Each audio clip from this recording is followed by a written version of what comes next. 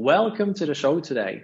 Today we have Oliver Glockner on the show, and he's the Innovation Director, Software and Services at Hilti. And I'm very excited to talk to you and super happy that we made it. And first of all, welcome to the show, Oliver. Hello, Daniel, and thank you for giving me the opportunity to talk here with you. More than happy to. So let's dive right into your story. Let's talk a little bit about the journey that you had so far. So first of all, who's Oliver and what's the journey that brought you to where we are today? Yeah, so as you know, my name is Oliver. I originally come from Germany. And also when I was younger, I always liked technical things, especially math and physics. And so also after school, it was clear to me that I want to do something around that.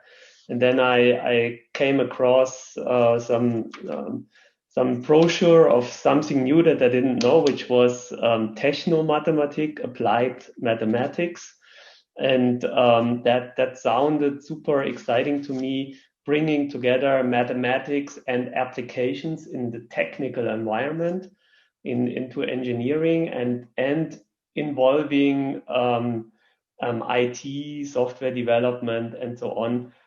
So in that context and triangle, they promised to bring the people on board and really bring mathematical concepts that had big developments, but didn't find its applications into the industry. And I thought, this is spot on. I do this. And so I studied that, did my PhD. After that, enjoyed it very much. And then I was a bit at the crossing of saying, do I want to stay in the academic world or go into the industry? And it was clear to me, I want to see now whether these promises are true and I can really bring it into industrial applications. And then I joined Hilti almost 19 years ago and started there in research and development and did exactly what I learned to do, bringing applications, mathematical applications into life. Doing numerical simulation, finite elements, fluid dynamics, did code development, but also applied it into projects, did signal processing into products. So did that for a few years, still rather technical. And then I had the desire to get a bit closer to customers and markets, and there was an opportunity to get into the software business. I would say, let's say software business that was very small, 3 people sitting somewhere in the corner. Everybody looked at us. What are these guys doing? But the journey that we started at that time was just exciting. From the 3 people, every year, this became more and more important. We were growing. I could grow a lot, from being project or product manager to taking over a team, involved in big corporate-wide strategy work for digital software strategies, and then being in a newly created, much bigger environment, being the head of product management and now innovation director. So a super big journey from very small now to an integral part of our business, where we really look at software and services in the same context as we always did for 80 years now in hardware. And that's a big move. I must say, also it's really exciting and still makes me getting up every morning because I'm so passionate about it, and really every day is different. So because this topic develops every day, and I'm a product guy, I wanna be innovative and create products that users and customers love to use. You know, I can really feel that passion. So I'm even more excited about the conversation now. So I mean, let's dive right into the topic then. You know, a couple of things you already addressed or mentioned that I want to ask you about. But let's start with, you know, human-centered innovation. Let's talk about innovation. Let's talk about the human factor in it.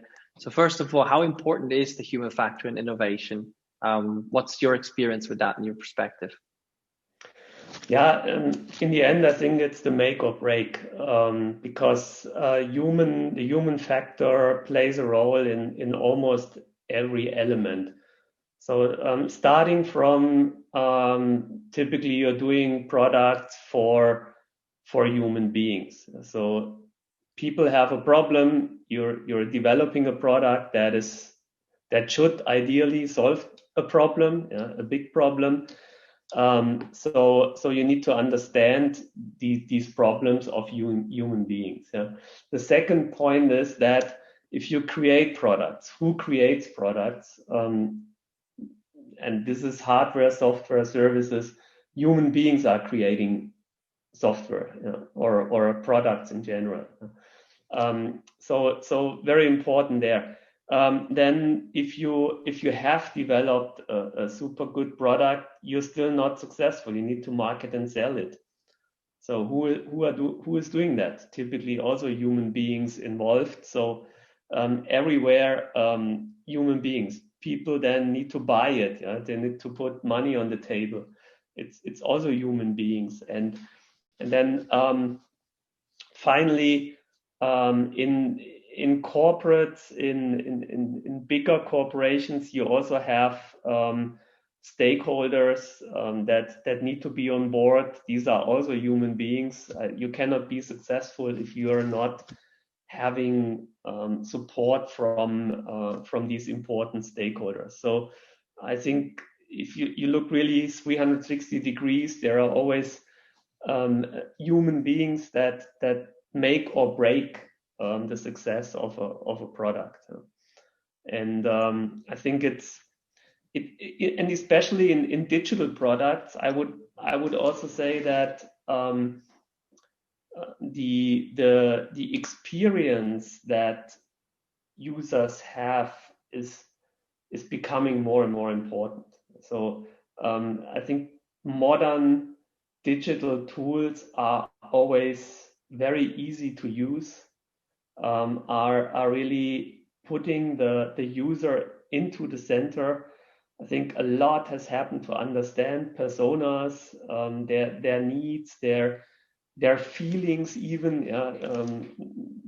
User experience as a discipline not only looks at the tasks, but also at the emotions, what is keeping people awake at night, what doesn't make them sleep, and so on, and take that into account to make really a very tailored product that, as I mentioned before, that people love to use.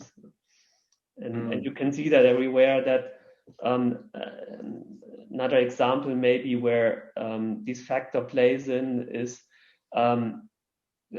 which was not that big in the past, is that a lot has happened from in private experiences. So maybe an example is Amazon and the experience that you have there, and you expect these things also in your professional life. So that transitions, you will not give up a single piece of that that you have experienced somewhere. Yeah, you benchmark all the time, and I think that's showing how important this human factor is, and I think that's still not the end. It will become even more important. Yeah, I mean, this is a huge topic, and I love that you brought it up, the benchmarking, because, I think sometimes, I mean, it's very easy to say, okay, the next e-banking app should be more like Revolut, I guess, or something like, in this direction, or e-commerce should be more like Amazon. But then, in general, I mean, it goes as far as hardware interfaces, right? I mean, it goes as far as internal business applications, that maybe are 30 years old, but just because they are 30 years old, it's not that it's okay, because it's always been like that. I think the benchmarking that people have more and more is very much with these, general applications that we use on an everyday basis. I love that you brought that up, which brings me to another question, which is around digital products and services, basically. maybe we can go into some more specific cases, or you can share a little more specific lessons that you've learned in the past. What makes or breaks digital products? Like, specifically, what makes a digital product or service successful in the market, or what makes it fail or being killed basically along the way? Mm-hmm. Yeah, I think a lot can happen there along this journey, and many elements need finally to be in place, and rarely you get it right the first time. I think that's also something you need to accept in a company, that you learn along the way you go. What I see generally is that there are external and internal factors that can make a product fail or succeed. First of all, I mean, the basis is, I think that's clear, you need to have a product that solves a problem. So without a problem behind, you will never find a user that uses it, or a value proposition and so on. I think that needs to be there. The other thing is, what I experienced also is that sometimes there is a problem there, but a specific user group has bigger problems at the moment. That means the time is not right to address the problem from a user perspective, because there are still other things they want to address, where they put their focus on, where they invest their money, and it's not yet the right time to address that specific problem that you have in mind. There is also a bit a problem. How do you really find the right problem? There also a lot can go wrong if you rely on very superficial feedback from maybe sometimes you have a tendency that you know it all internally. You have strong voices internally that somehow make the impression to know it all, or you get also some wrong feedback, or you interpret it in a wrong way from potential users or customers. Yeah. Something where you need to be very careful to not get false positives and start, and you're excited and you invest a lot of money, and then finally you see it, for whatever reason, it did not make it. I think there it's important that you really look at a topic from different angles. So from different stakeholders, you check it logically, you find patterns, and you involve users. I think one thing is, from a customer perspective, if you're able to get them invest their time and money into your development process, I think it's very early, you have hit it. But not always you're able to get to this point. I love that measurement, by the way. Just wanted to jump in here quickly. And I love the way of looking at this as almost like a measurement of seeing, is it going in the right direction? If people are buying in very early, and if they invest their time to help you create the product, that's a great, really interesting signal. Thank you. Yeah. Yeah, I mean, we had an experience where we got customers on the table, but sometimes it was because we were going there and buying a pizza for lunch, and then we had a room full of people that spent the hour with us. I mean, that's clear. Yeah? But then finally we found out, once they had to invest their time to get us deeper feedback, or to bring a product into a project in a better stage, then we hit a wall. And if we could make that moment of truth earlier, we would get the honest feedback much earlier. And then you have also internal things that can make, especially also digital products in a traditional company like a hardware company, fail. Digital products sometimes work also a bit different. You develop them differently. You apply more agile methodologies. You go more step by step and adjust and pivot as you go. That somehow you need to get this agile mindset also into a company, but also taking into account your history and your other processes that you somehow embed your digital stuff into, so that you need to spend some time and iterations and learn to get these processes right for your environment, and you need to be open to do that. And also then digital products, you need to commit to investments, not just for a first release.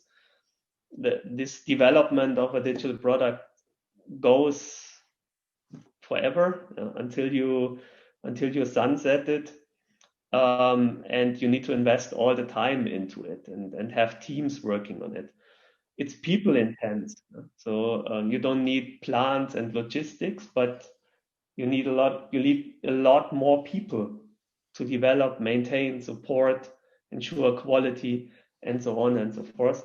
And all these things, you need to have the support and the mindset right in your company, to get these things right, to have the support from the top management.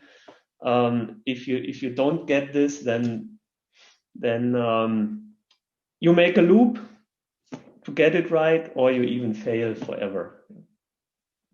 These are some really, really valuable inputs, and also very specific. I appreciate, that you shared a lot of these. Also the culture aspect, basically, or not just, I mean, I guess it's also part of the culture, but coming from a very different business model, for example, hardware, right? You come from a very, very different world, basically, and you're going into the software. I mean, that's a huge transition as well. It's a cultural transition, of course. It's an organizational transition as well. And it's not just like black and white. You have this methodology and you apply it to whatever company, and whatever business model is out there.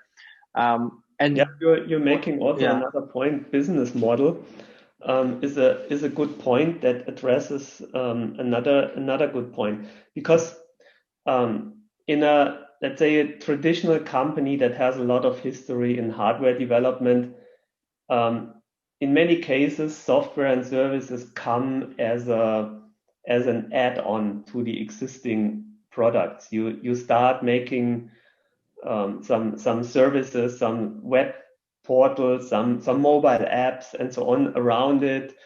In the IoT world, you connect your equipment with some services, some apps, and so on, to gather some data. And then the question comes: how do you finally monetize that?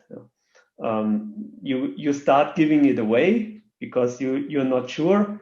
You start the journey, and then what is the business model behind it? Does it continue like that, or do you want to make more a standalone business out of that?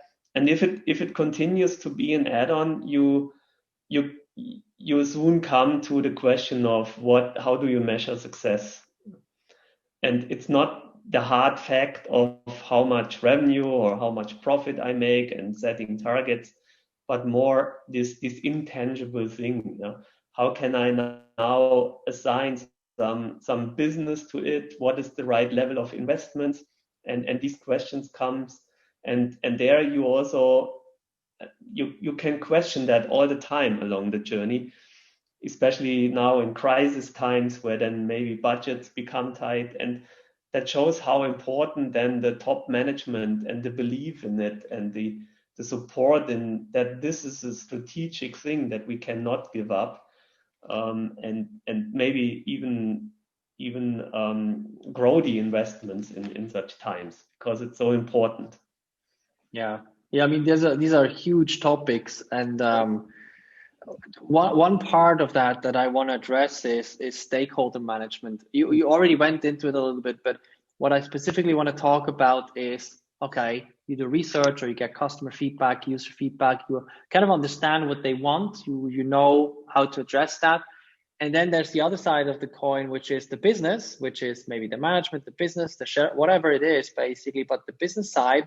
And maybe there are some strategic questions, or strategic objectives, maybe saying, "Look, this is just not the way we want to go," which is fair enough, right? So you have different stakeholders with different needs, sometimes different goals. How do you manage that? How do you deal with these situations? I mean, first of all, I think a strategic fit needs to be there. If you're if you don't have a strategic fit, you will have a problem that is hard to solve in stakeholder management. But assuming you have a strategic fit and there are still some different needs and interests, I think you need to there is communication. You need to stay close. You need to involve stakeholders. Also, you need to understand your relevant stakeholders. What are their current interests? What are their needs? What are their problems they have in business? What is driving their agenda? If you know that better, you know where the fit is and how to address and how to involve these people and align it. I would say there is no fixed way how to do it, other than saying, okay, you need to communicate and talk to each other and get a mutual understanding. I think that is the foundation. And then maybe you get closer and you find an alignment how to continue, or you need to involve more people that bring in different perspectives to resolve some issues that you cannot directly do with one of the stakeholders, or there might be also other different ways depending on where you are. Sometimes you can make a full alignment before you start an initiative. Sometimes you also need to take a little bit of risk. If you have the freedom that you go a bit away, maybe you develop a prototype that is better than just staying on PowerPoint or let's say pen and paper. And in the digital world, the good thing is that you can do quickly with little resources. And then you show already something tangible. And then last but not least, as much as possible, be fact-based. So maybe let customers speak, not only one. I mean, of course, everybody has an opinion. Sometimes this famous anecdotal evidence, I have talked to this customer who told me, and then this is the truth. I think that's everyday's life. Yeah, you need to make it fact-based and commonly fact-based. Yeah, that everybody has a common understanding, and that is sometimes a journey, and you need to invest the time and the resources and the efforts to get to this stage. Otherwise, sooner or later, you need to do it. Otherwise, it will not work. Yeah, I mean, there's two things that really stuck with me. One is the fact-based part. And I find it so interesting because it applies to both sides. It applies to the customer feedback, the customer insights, basically, and it also applies to the business. Because sometimes we can be, very assumptive and have a lot of opinions when it comes to business as well, from the business side. But there's also, I think it's very important to base things on facts. And when you do that with both sides, I think you have a very strong position. And then the other part that you mentioned is the understanding the needs. Just this stuck really with me because usually it's not obvious. You take those two groups and you look at them from the outside, you go like, well, maybe there's not that much that aligns.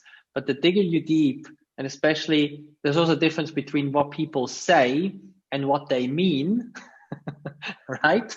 And when you get to a deeper layer, it's much easier to uncover these connecting points, these alignments, and then it's about building the bridges. It sounds very conceptual, but I think this is what I got really from what you shared. And it's very, very powerful. So I want to talk about leading change a little bit more, because especially when you go through big transitions, big changes, it can be scary. It can be very difficult for people to come along. And that can be for management. It can also be for the teams. So my question there is, how do you get people on board for change? How do you get the management on board? How do you get teams on board? How do you get peers on board? How do you get the different kinds of stakeholders on board to come along? Yeah, I mean, I think the highest part of maybe a change is on the strategic side, where typically not everybody in the team is involved in developing a strategy. And here, once the strategy is clear, the only thing that helps is communication. And there, you need to be aware that this is not done by making one presentation and then everybody understands it. It's again and again repeating what we mean by it. Everybody understands it a bit different, and to get really a team behind it, it's all about communicating it again and again. Now the next thing is how do we implement a strategy? And here I think it's more about involvement, because here every team member can contribute, has ideas, can make the way better, and so it's really involving the people in, because that's also addressing then their daily life. So how they work, how they spend their day, how do they, what they are professionals typically, and it's not that then from a leadership you can tell everybody how to do a job. They know it better, and there I think it's involvement. You need to ensure alignment, yeah, because involvement doesn't mean that everybody can do what they want. We need to foster then still teamwork, and still communication is super important, that everybody runs into the same direction, and then the other thing is then also staying flexible, agile, if we want to name that again, to start to go a bit, try things out, see do they work, or maybe they don't work. Then you need to adjust, yeah, and change a bit how you work, still having the let's say the top of the mountain where we want to go to in mind. So but I think key is really communication and involvement and teamwork, as much as possible. Yeah, this is great, and it just got me into the next part as well, because you mentioned one part already, which is about the when we're inside of the change now. But my question there is like, okay, we got started, people are excited, it's all going great until it's not, right? And things get difficult along the way, things are uncertain, things change, of course. How do you keep people engaged throughout the change? How do you keep people motivated to stay on course, to stay loyal to the change, in the sense to not say, oh, forget about it, doesn't work anyway. How do you do that? Yeah, I mean, that difficult thing, because there can be a lot of emotions in there. People, when you start a new way, people have an idea how to do it, and you have a bit of a maybe a fight of ideas how to start, and then some you choose, some you don't choose, and maybe your idea doesn't work. I think it's important that that you create an environment where things also can go wrong without that people are directly being put into a corner. You made a wrong decision, and you always say it, and I think the important thing is that learning is taken as a positive thing. You try a way because you, based on the best knowledge that you have at a certain moment of time, it's important that you have the feeling it's your best knowledge that you have. You have invested enough to define your initial way, but it still can go wrong, and or you find a better way, and that is not a bad thing, because you don't have another option. You could spend another 5 years to find that optimal way, but I think it's faster to try and you walk and then you realize it, and you have it maybe after 2 months, and then you adjust. And having that mindset and that culture that learning is a kind of value that you create besides business value that you create, but also learning and being better after you started, I think it's a very important thing, and that mindset and culture you need to create in your environment. I love that you mentioned the culture aspect of it when it comes to when things go wrong, it being okay that things go wrong, because they do anyway. They go wrong anyway at every point along the way, even if we're not trying to innovate, as a purpose. I mean, it doesn't matter what we do, things always at some point go wrong, right? And if we have an environment where, only perfection matters from the start, that's very, very, very difficult, because you almost never get it perfect from the beginning. And if the environment, and then actually the perception of it as well, people feel like that, truly feel it's okay if I make a mistake, if it's okay if things don't work out the first time, it's okay as long as I learn something, as long as we learn something, as long as we build upon that, we know we're going to get to something interesting at some point. I find that incredibly valuable, and I really appreciate that you share that. So I have one more question for you, which is a little bit outside of the scope, I would say, but I always love to ask it. Let's say you're 80 years old now, and you're sitting in your rocking chair, and you're looking back at your life, and you see everything that has changed in the world, in business, everywhere, basically. From that moment when you look back, when you're 80 years old, what would you love to see that has changed at that point?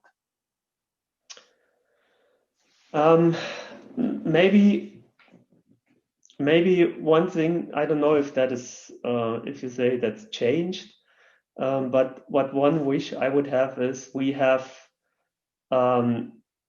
as human beings, we are innovating all the time. We find new things, we find new technologies, and in many cases, these technologies can be used in a good way, but also in a bad way. There were some uses in a bad way, but we managed so far well. And I wish that we continue to do so. We have a few disruptive things coming up.